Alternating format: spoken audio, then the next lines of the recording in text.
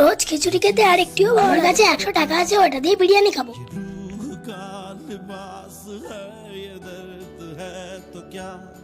হোটেলের খাবার খেতে একটুও ভালো লাগে না। খিচুড়িটা সাইডে রেখে একটু বিরিয়ানি খাবো। রোজ রোজ এসব খেতে আর ভালো লাগে না। কাকু আমাকে একটা বিরিয়ানি দিও। আচ্ছা বাবু, তোর মায়ের হাতের খিচুড়িটা আমাকে দিয়ে তুই এই বিরিয়ানিটা খা না। আচ্ছা ঠিক আছে, তাহলে তুমি এটা খাও। আরে আমি কিন্তু তোমার খাবারের টাকা দিতে পারবো না। ঠিক আছে, তোকে কোনো টাকা দিতে হবে না। আমার এই বিরিয়ানিটা তুই খা, তোর মায়ের হাতের স্নেহ ভালোবাসা ভরা খিচুড়িটা আমিই খাই।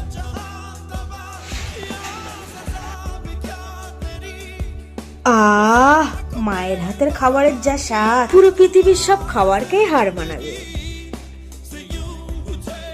তবে হ্যাঁ বাবু, তোমার মায়ের হাতে জাদু আছে। কি বলে তো, মায়েরা তার সন্তানের জন্য নিজে হাতে যে খাবারটা বানায় সেটা খেতে অমৃত লাগে। তুমি তোমার মায়ের খাবারকে অপমান করো না।